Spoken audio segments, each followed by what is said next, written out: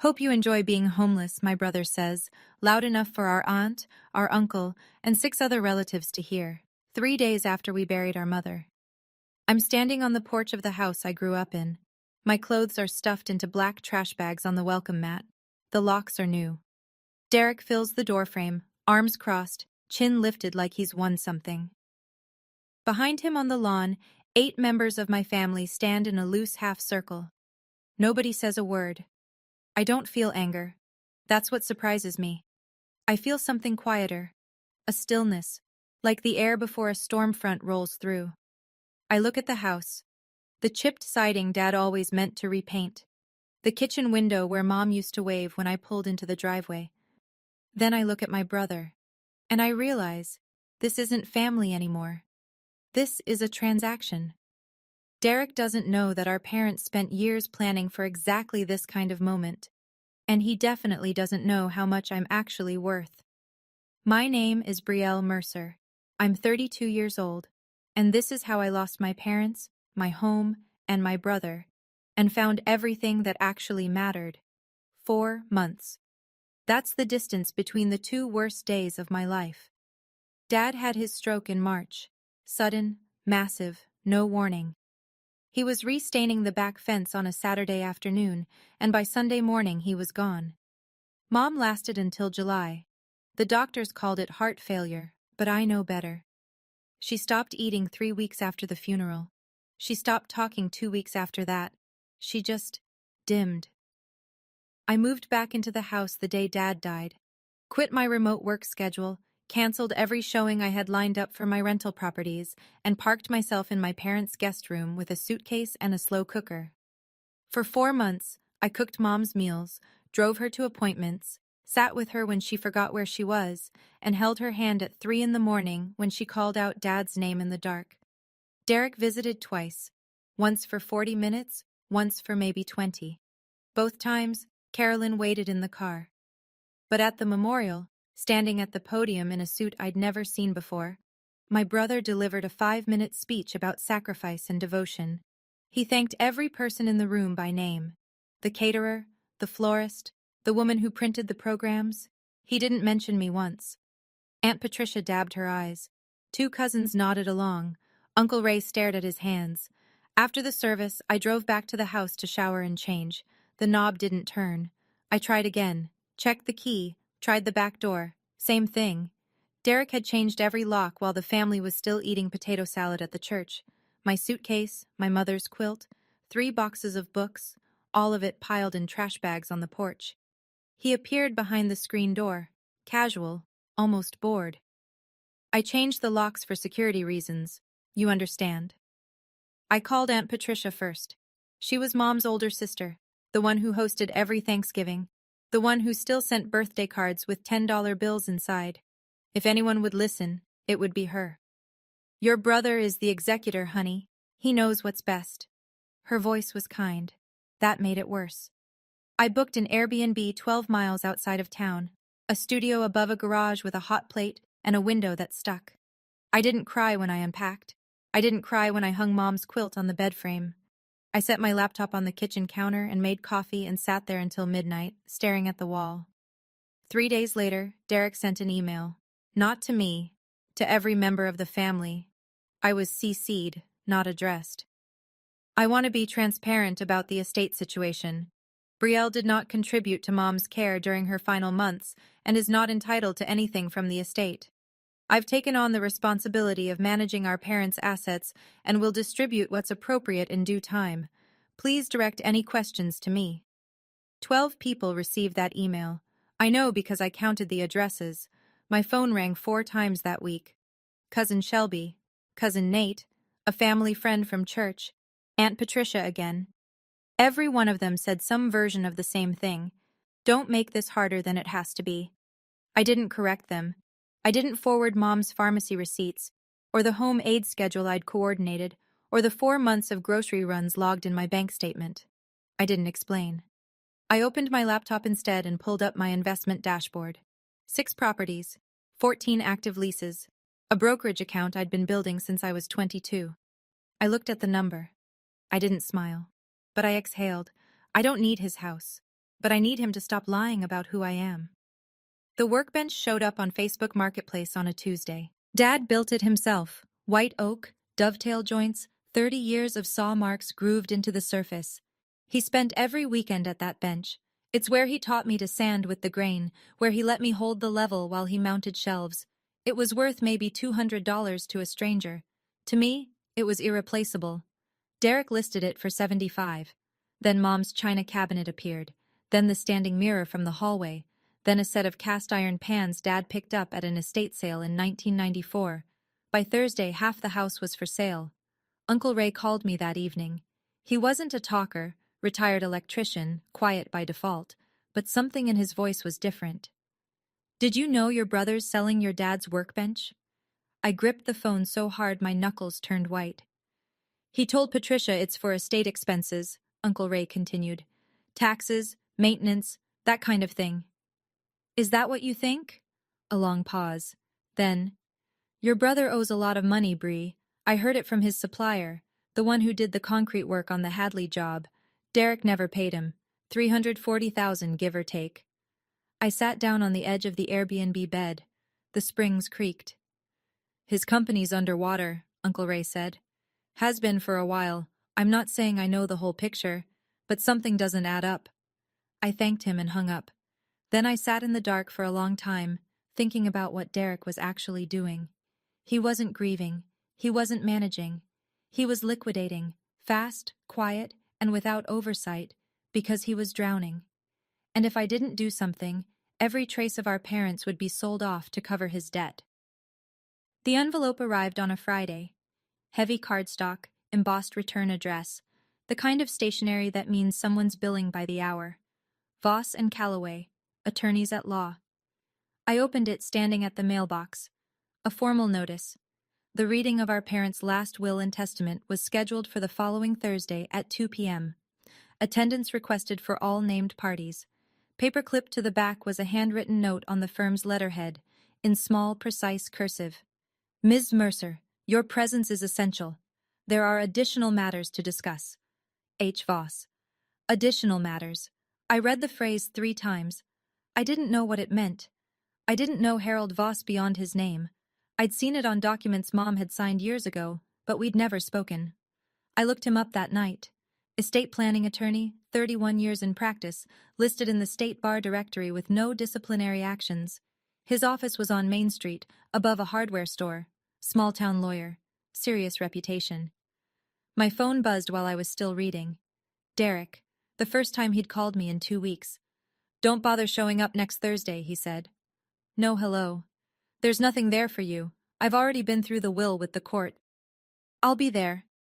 Save yourself the embarrassment, Bree. I already know what's in the will. Then it shouldn't bother you if I show up. Silence. Then a click. I set the phone down and read the note from Voss again. Additional matters.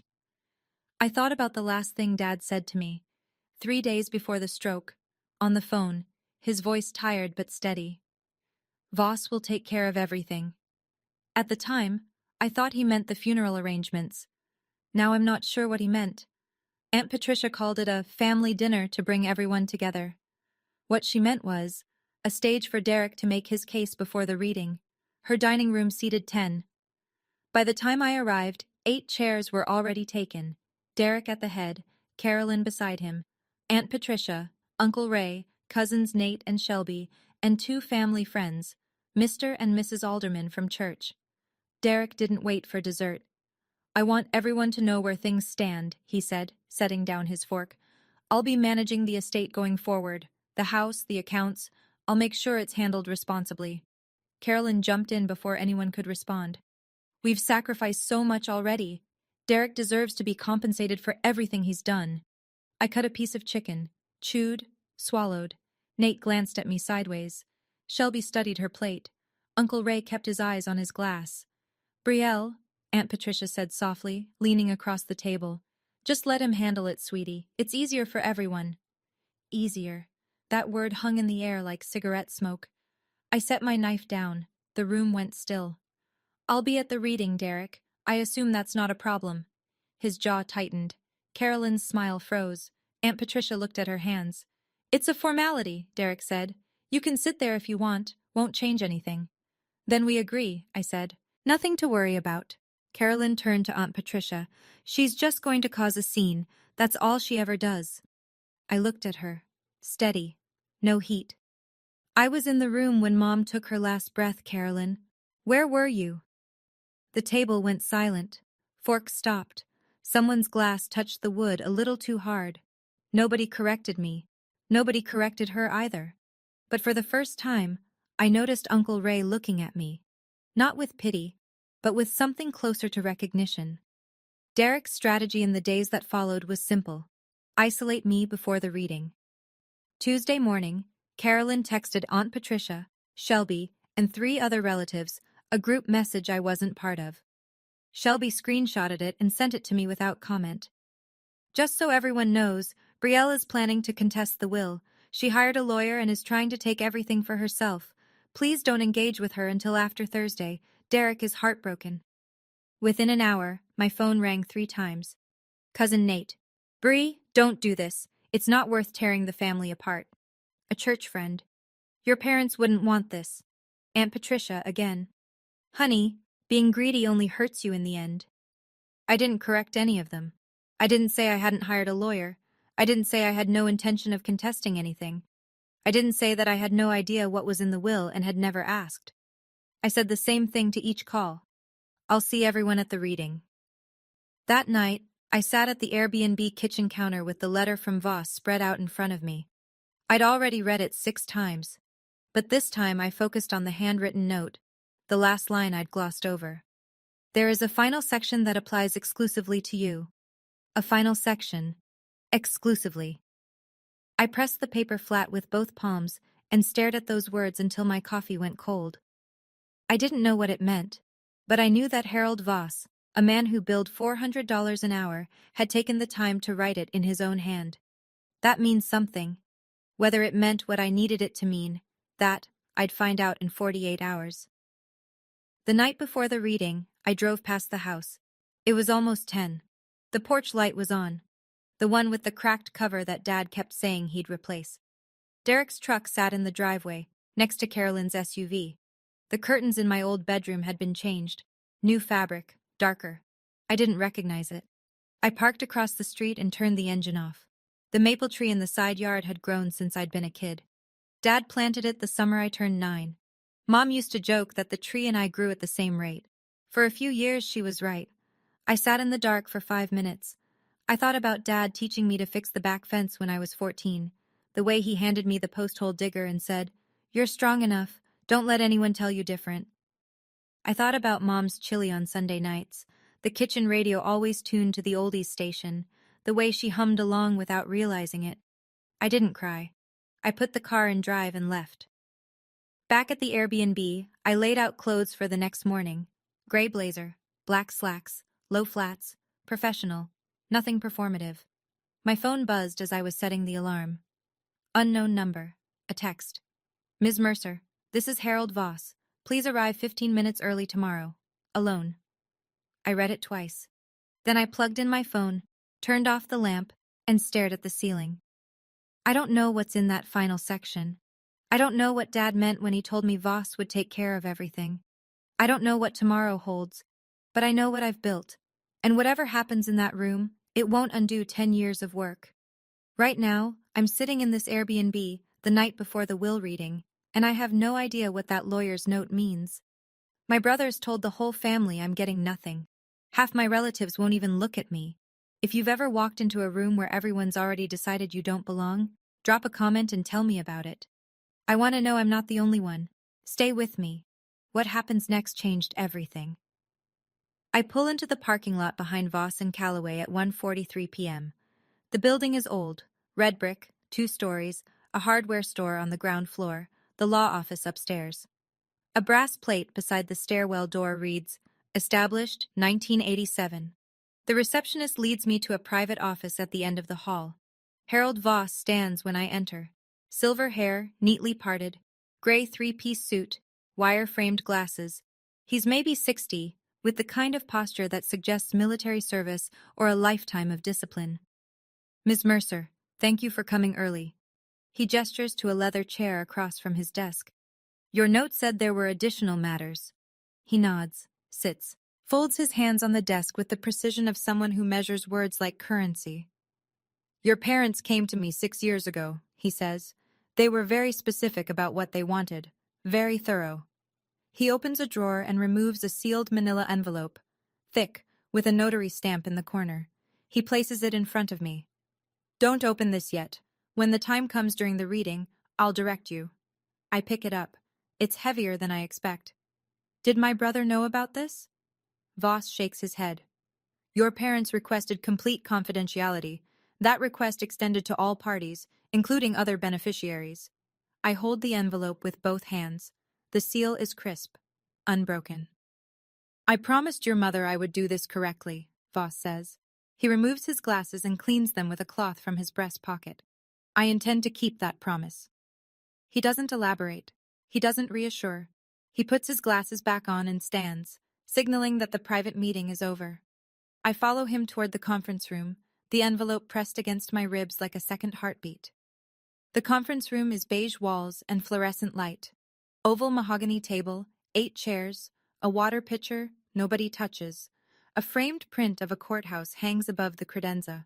I take a seat near the window. The envelope sits in my lap under the table. Derek and Carolyn arrive at 1:56. He's wearing a charcoal suit I've never seen. New, by the look of the creases. Carolyn is in a fitted navy dress, pearls, full makeup. They look like they're heading to a closing. Derek spots me and pauses for half a second. Then the grin. Surprised you came, he says, loud enough for the room. This'll be quick, don't worry. Carolyn leans toward Aunt Patricia, who's already seated with her purse on her lap. She's just here to make a scene. You watch. Aunt Patricia says nothing. She folds a tissue in her hands. Uncle Ray comes in next. Quiet nod to me. He takes the chair to my left. Then Nate and Shelby. Then the aldermans, who sit near the door like they're not sure they belong. 8 people, plus Voss. Uncle Ray leans in while Derek is shaking Mr. Alderman's hand. His supplier filed a lien last week, he murmurs. The concrete guy. It's public record now. I glance at him. He stares straight ahead. He's in deeper than anyone knows, Uncle Ray says. Before I can respond, the door opens and Voss enters carrying a document box, thick, legal-sized, with 2 separate stacks inside. He sets it on the table with a weight that makes the water pitcher tremble. The room goes quiet. Derek straightens his tie and checks his watch. Let's get this done, he says. I've got a meeting after. Voss doesn't smile. He opens the box. Voss begins with the formalities.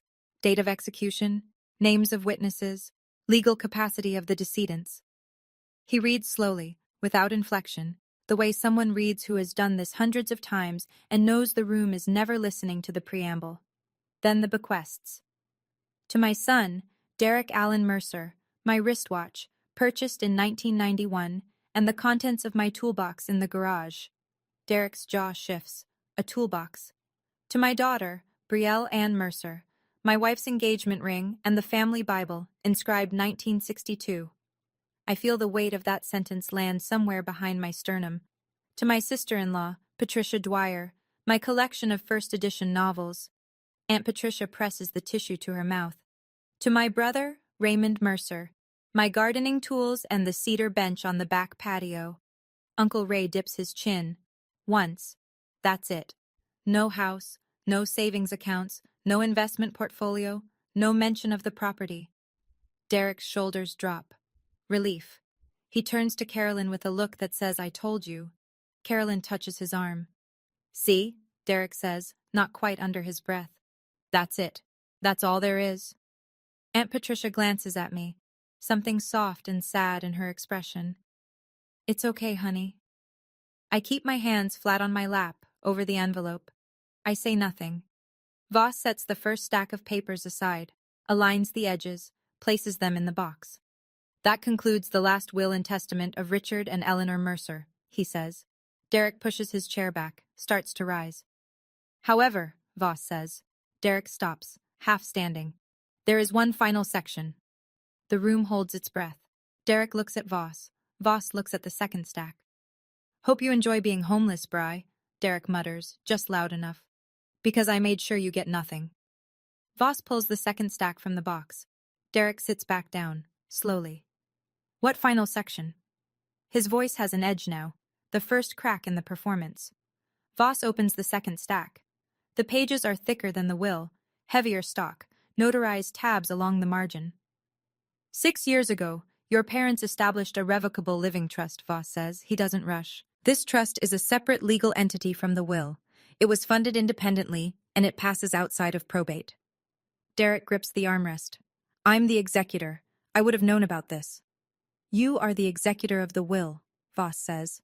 The trust has its own trustee, myself, and its own designated beneficiary. Silence. The fluorescent light hums. Carolyn leans forward. Who's the beneficiary?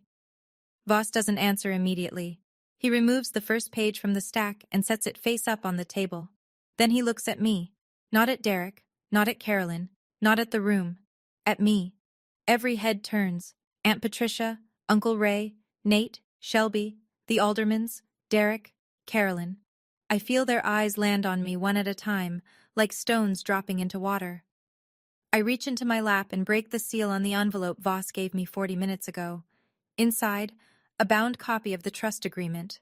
A deed for the house. A deed for a commercial lot on Route 9. A brokerage statement. A savings account summary. My hands are steady. My breathing is even. I spread the documents on the table in front of me. The deed to the house. The same house Derek changed the locks on. The same house where he piled my things in trash bags. Sits on top. Derek stares at the papers, then at Voss. The sole beneficiary of the Mercer Family Trust, Voss says, is Brielle Ann Mercer. The room doesn't move. Derek is on his feet before the echo fades. This is fraud. His voice cracks high and loud. She manipulated them. She got to them when they were sick. Voss holds up one hand. Not aggressive, just firm. The trust was established 6 years ago, when both of your parents were in full mental capacity. It was witnessed by 2 independent parties and notarized by a licensed notary public. The documents were reviewed by a second attorney for conflicts. There is no ambiguity. Derek's face goes dark red. He turns to me. You conniving little... Sit down, Derek. Uncle Ray doesn't raise his voice. He doesn't need to. Derek stands there, breathing through his nose, fists at his sides. Carolyn has her hand on his arm, but he shakes it off. Carolyn's eyes are wet now, a precise, practiced kind of tearfulness. She turns to Aunt Patricia. After everything we've done for this family, after everything Derek sacrificed. Aunt Patricia doesn't respond. Her face is white. Her tissue is shredded in her lap. Nate stares at the table. Shelby has her hand over her mouth. Mr. Alderman shifts in his seat and looks at the door like he's calculating the shortest route out. Derek turns back to Voss. How much? His voice is raw. How much is in the trust? Voss flips to a tabbed section in the stack, but before he reads the figure, he pauses. There's also the matter of Ms. Mercer's personal net worth, he says. Your parents asked me to document it as part of the trust addendum, for context. Derek's mouth opens. Nothing comes out. I don't look at him. I keep my eyes on the papers in front of me. I didn't manipulate anyone, Derek, I say. They just saw you clearly. Voss reads the trust assets first. The family residence at 412 Birch Lane, appraised value, $420,000. Derek flinches. 1 commercial parcel, Route 9, Lot 14, appraised at $285,000. Carolyn's hand drops from Derek's arm. Trust savings account, held at First Regional, $180,000. Aunt Patricia makes a small sound. A breath caught sideways. Voss turns the page. Per the grantor's instructions, the following is a summary of the beneficiary's personal financial position, prepared independently and verified by a certified public accountant. He adjusts his glasses. Ms. Mercer holds ownership interest in 6 residential investment properties across 2 counties. Total estimated equity, $1.2 million. Separate brokerage and retirement accounts valued at approximately $340,000. He sets the page down. Combined personal and trust net worth, approximately $2.4 million. The number fills the room like pressure. Derek stares at the page. His face drains. Not red anymore, but gray, the color of old concrete. His mouth works but produces nothing. His eyes go glassy. Then his knees buckle. He grabs the edge of the table, misses, and goes down. One knee, then both, then sideways against the chair leg. His head drops. The room erupts in motion. Carolyn lurching forward, Aunt Patricia half standing, Uncle Ray reaching out but pulling back. Mr. Alderman rushes to get water. Shelby covers her face. Nate just stares. I don't move. Voss pulls a final document from the stack, a handwritten page in blue ink, and holds it calmly, waiting. Uncle Ray looks at me from across the table. He nods. Once, I nod back. On the floor, Derek's chest rises and falls. He's breathing, but he doesn't open his eyes. It takes 2 minutes. Someone tilts Derek's head. Mr. Alderman returns with water. Carolyn fans him with a manila folder, murmuring his name. Derek's eyes open. He blinks at the ceiling tiles, then at the faces above him, then at me. Carolyn helps him into the chair. His hands are shaking. The glass of water sits untouched in front of him. He turns to Voss. His voice is hoarse, stripped of every ounce of authority he walked in with. I'll contest this. I'll fight every dollar. Voss doesn't blink. The trust is a non-probate instrument, Mr. Mercer. There is no contesting mechanism available to you under state law. Your parents chose this structure specifically to avoid that possibility. Derek swallows. His Adam's apple moves like a fist. He turns to me, and the shift is immediate. From defiance to something smaller, something closer to begging. Bree, come on. We're family. You can't do this. I hold his gaze. 5 seconds. 10. The room is so quiet I can hear the clock on the wall behind me. Mom and Dad did want this, I say. That's exactly why we're here. Derek opens his mouth, closes it. His eyes are wet now, not the performative kind, the real kind, the kind that comes when a person realizes the story they've been telling themselves doesn't hold. Carolyn grabs her purse. This isn't over. Voss clears his throat. There is one remaining item. He lifts the handwritten page, the one in blue ink, and holds it where the room can see. The paper is off-white, slightly creased, written in a careful, slanted hand I would recognize anywhere. My mother's handwriting. Your parents requested this be read aloud at the conclusion of the trust disclosure. Derek closes his eyes. Voss holds the letter with both hands and reads, To our family, this is Eleanor speaking, though Richard helped me find the words. Aunt Patricia presses both hands over her mouth. We know this will be hard. We know some of you will be angry, but we made this decision with clear minds and full hearts, and we need you to understand why. Voss pauses. The room doesn't breathe. Derek, we love you. We have always loved you. But for years, we watched you take more than you needed and blame others when it wasn't enough. We tried to help. We gave you money for the business. We co-signed the first loan. We co-signed the second. When you stopped returning our calls, we still left the door open. But a door can only stay open so long before you have to decide who's walking through it. Derek's chin drops to his chest. Brielle never asked us for anything. When Richard got sick, she was the one who came. When I couldn't remember what day it was, she sat with me until I could. She didn't do it for money. She didn't do it for recognition. She did it because that's who she is. My throat tightens. I press my nails into my palms. We are sorry we didn't protect you sooner, Brielle. We should have said these things out loud while we still could. Please forgive us for that. The room is silent. Completely, utterly silent. We ask that you forgive your brother, but do not let him control your life. You have earned everything you have. Don't let anyone make you feel small for it. Voss sets the letter on the table.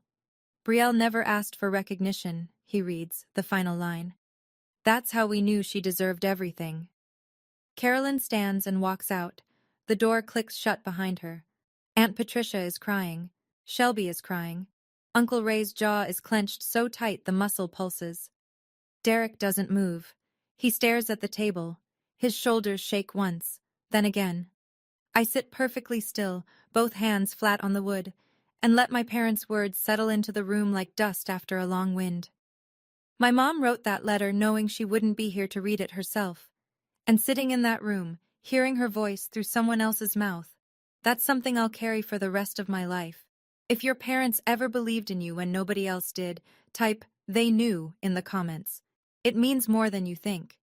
Now let me tell you what happened after we walked out of that office. 48 hours after the reading, I sit across from Harold Voss in the same office where he handed me the envelope. The trust transfer is complete. The house, the commercial lot, and the savings account are now legally, formally, and irrevocably in my name. Voss walks me through the timeline with the same measured precision he brought to the reading. The house is trust property, he says. It was never part of the probate estate. Your brother had no legal authority to occupy it, change the locks, or remove any contents. I nod. How long do we give him to move out? 30 days is standard and fair. I'll send formal written notice today. Send it. Voss makes a note. Then he opens a second folder. There's another matter. As executor of the will, your brother had access to the estate's operating account, the one designated for taxes, maintenance, and funeral costs. He slides a bank statement across the desk, highlighted in yellow, a series of withdrawals totaling $28,000 over 6 weeks. The expenditures don't match any documented estate obligations, Voss says. No receipts, no invoices. The probate court will likely view this as a breach of fiduciary duty. I stare at the yellow lines. $28,000. Gone. If you choose to report it, the court can compel repayment and potentially surcharge him for damages. I close the folder. File the report and send the eviction notice. 30 days. Not 29, not 31. Voss nods. I'm not trying to punish him, I say, more to myself than to him. I'm trying to stop the bleeding. Voss stands and extends his hand. His grip is firm and brief. Your parents chose well, he says. I don't answer. I take the folder and walk out into the afternoon light. Derek hires a lawyer within the week, a litigator from the county seat, someone who handles contract disputes and personal injury, not estate law, the kind of hire you make when you're swinging blind. 3 days later, his own attorney calls him back. I know this because Aunt Patricia tells me. She calls on a Tuesday evening, her voice tentative in a way I haven't heard before. Derek's lawyer reviewed the trust, she says. He told Derek there's no case, the documents are airtight. I don't respond right away. I let the silence sit. Derek called me after, she continues. He was, I don't know, screaming, then crying, then screaming again. He blames your parents. He blames Mr. Voss. He blames you. He blames everyone except himself. Patricia is quiet for a moment. Yes, I suppose that's accurate. That night, Derek calls me directly. His voice is raw, the hoarse, scraped-out sound of a man who has been yelling into an empty room. You set this up, he says. You poisoned them against me. I didn't set anything up. Mom and Dad would never. Mom and Dad did, Derek. 6 years ago. Before anyone was sick. Before any of this. He breathes hard into the phone. I hear Carolyn in the background. Distant, muffled, something about packing boxes. This isn't over, he says. It is for me. I hang up. The next morning, Aunt Patricia calls again. Carolyn had reached out to her overnight, asking for money. Patricia declined. Derek, I think you need to talk to a bankruptcy attorney, Patricia told him, not a family one. He hung up on her, too. I don't feel victory. I feel the quiet that comes after something large and heavy finally stops falling. I write the email on a Wednesday night. It takes me 4 drafts. Derek, I know we're not in a place where this will be easy to hear, but I want you to know that I spoke with a colleague who specializes in Chapter 11 restructuring. He's willing to take your call, no charge for the initial consult. His name is Paul Whitfield, and his number is below. I'm not offering money. I'm offering a door. What you do with it is up to you. Brielle. I send it at 11 p.m. The read receipt comes back at 11:04. His reply arrives at 6 a.m. I don't need your charity. You stole my inheritance and now you want to play the hero? Save it. You and Mom and Dad can all rot for all I care. I read it once. Then I close the laptop. I don't reply. There's nothing left to say to someone who turns a rope into a noose and calls it your fault. That afternoon, I call Voss and confirm the timeline. The 30-day notice was delivered by certified mail. Derek signed for it. The clock is running. I ask Voss one final question. Is there anything else I need to do? No, Ms. Mercer. The trust administration is substantially complete. The probate court will handle the fiduciary matter separately.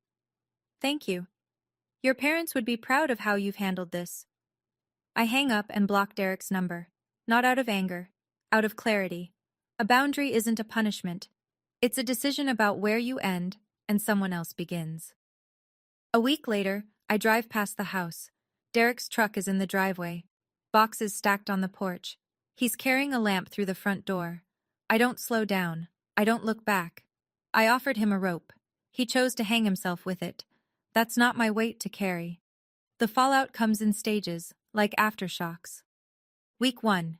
Derek's construction company is served with a lawsuit by his primary concrete supplier. $340,000 in unpaid invoices. Without the estate assets he was counting on, he has no collateral to negotiate. The company's contractor license is suspended pending resolution. Week 2. Carolyn moves back to her parents' house in Deerfield. She takes the SUV and the dog.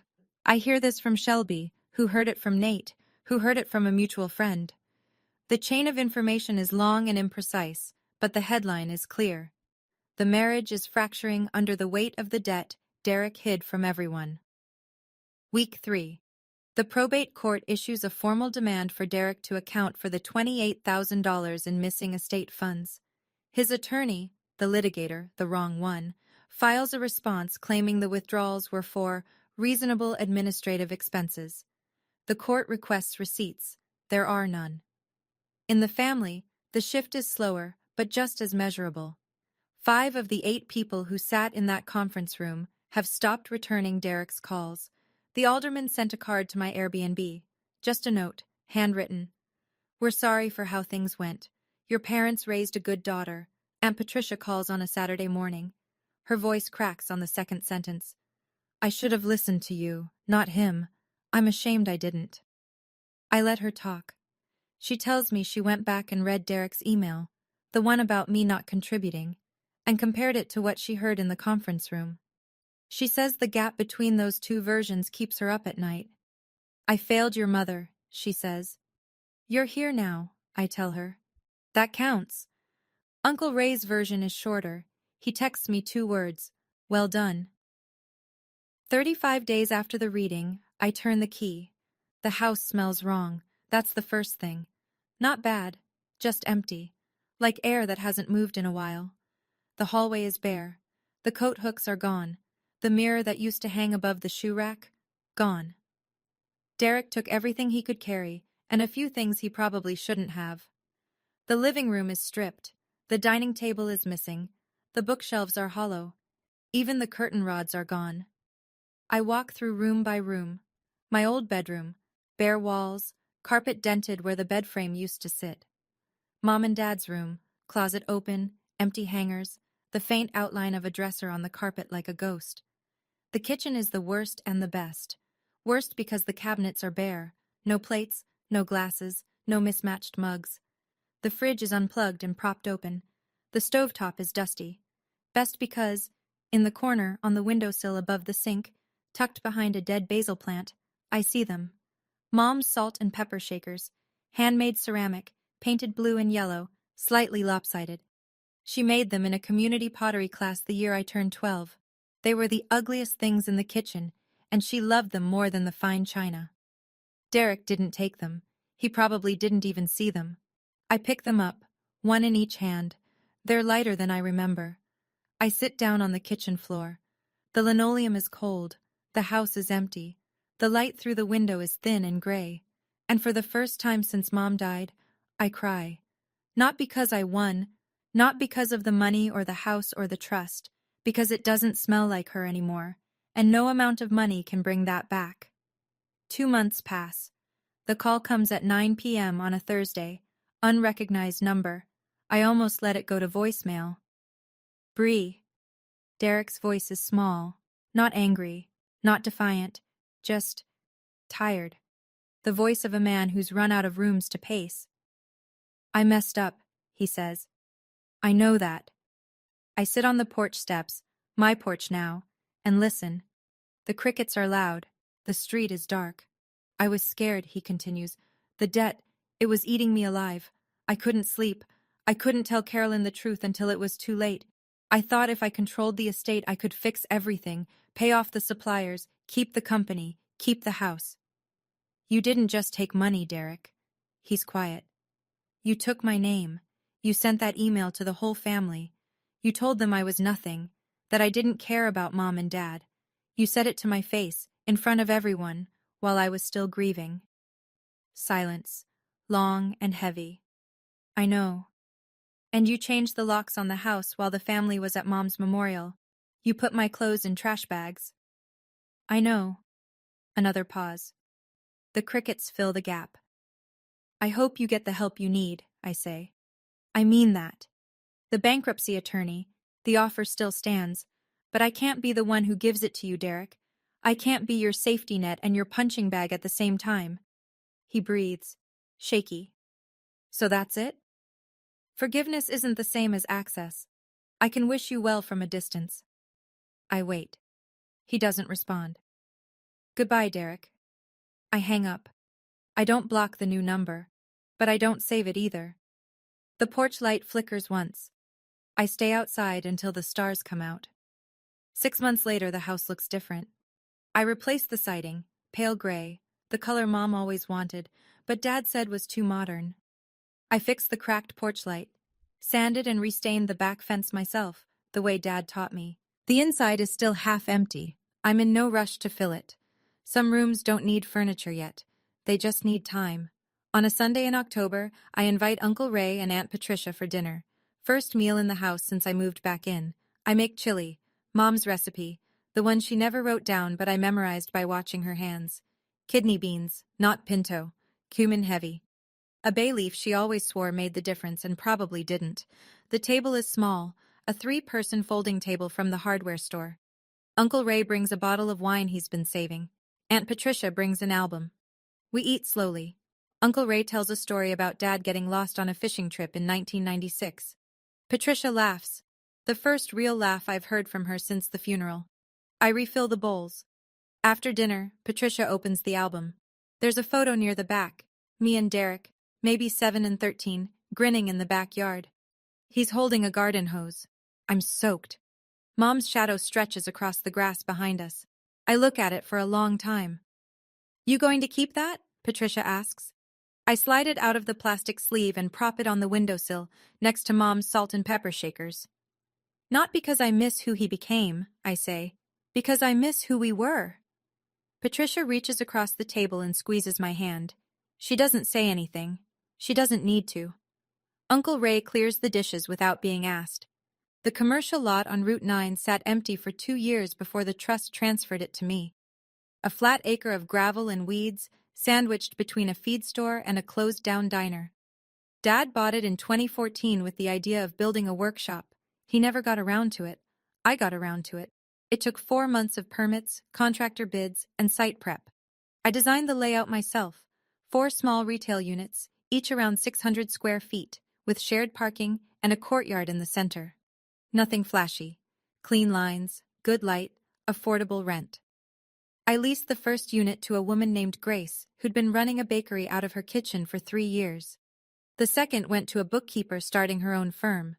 The third to a seamstress who'd been on a waiting list for commercial space downtown for 18 months. The fourth I kept open. A woman named Dana, recently divorced, 2 kids, launching a small catering company, signed the lease the week before the grand opening. I named the complex after Mom's middle name. The sign went up on a Tuesday. The Eleanor Shops. Uncle Ray cut the ribbon with a pair of garden shears. Aunt Patricia brought flowers. Yellow tulips, Mom's favorite. Grace handed out samples of lemon pound cake. The bookkeeper shook my hand and said something about it being a good omen. I stood in the courtyard and looked at the sign. White letters on green. Simple. Derek wasn't invited. I didn't mention him. Nobody asked. Mom never saw this place. She never got to walk through the courtyard or smell the lemon cake or see her name above the entrance, but she made it possible, every square foot of it. This one's yours, Mom, I whisper.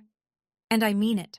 People ask me sometimes, friends, tenants, the occasional relative who's heard the story secondhand, Whether I regret how things went, whether I'd change anything. The answer is complicated. I don't regret the trust. I don't regret the reading. I don't regret blocking Derek's number or asking him to leave the house or filing the fiduciary complaint. Those were decisions made with clear eyes, and I'd make every one of them again. But I grieve the family I thought I had. I grieve Sunday dinners and shared holidays, and the version of Derek who held a garden hose in the backyard and laughed until he couldn't breathe. That person existed once. Maybe he still does, somewhere underneath the debt and the fear and the pride. I don't know. It's not my job to dig him out. A boundary is not a punishment. I had to learn that the hard way. For years, I confused loyalty with tolerance. I let people treat me poorly because I was afraid that pushing back meant I was the problem. It doesn't. Pushing back means you know where you end and where someone else begins. It means you respect yourself enough to say, this far and no further. My parents didn't leave me the trust because they loved me more than Derek. They left it to me because they knew the way only parents can, that if they didn't build a wall, Derek would bulldoze through everything I'd worked for. They protected me the only way they could, with paperwork and a good lawyer and a letter written in blue ink. The truth doesn't need to be loud. Sometimes it just needs the right envelope and the right person to open it. I didn't win. I just stopped losing myself to someone else's version of who I was supposed to be. Sunday evening, late October. The air smells like dry leaves and wood smoke from someone's fire pit down the street. I'm sitting on the porch, my parents' porch, my porch now. In the chair Dad refinished the summer I turned 16. The cushion is new. The frame is the same. It still creaks on the left side when I lean back. Mom's salt and pepper shakers sit on the small table beside me, next to a mug of coffee that's gone lukewarm. The photo of me and Derek is inside, on the kitchen windowsill, catching the last of the light. The street is quiet. A neighbor's dog barks twice and stops. A car passes. The wind moves through the maple tree Dad planted, and the leaves make a sound like paper shuffling. I don't call anyone. I don't check my phone. I don't open my laptop to look at property listings or rental income or account balances. I just sit. In the house my mother loved. On the porch my father built. In the life I made for myself, one decision at a time, starting with a duplex at 22 and a belief that I was worth more than what other people were willing to see. Some people need the whole world to know they matter. I just needed to know it myself. That's my story. My brother thought kicking me out would break me. He didn't know our parents had already made sure I'd be okay, and he didn't know I'd been building my own foundation for a decade. But the real lesson isn't about money or houses or trust documents. It's about knowing your own worth, even when the people closest to you refuse to see it. So here's my question. Would you have forgiven Derek? Or would you have walked away for good? Drop your answer in the comments. I read every single one. And if this story hit close to home, there's another one in the description that I think you need to hear. Thanks for staying with me.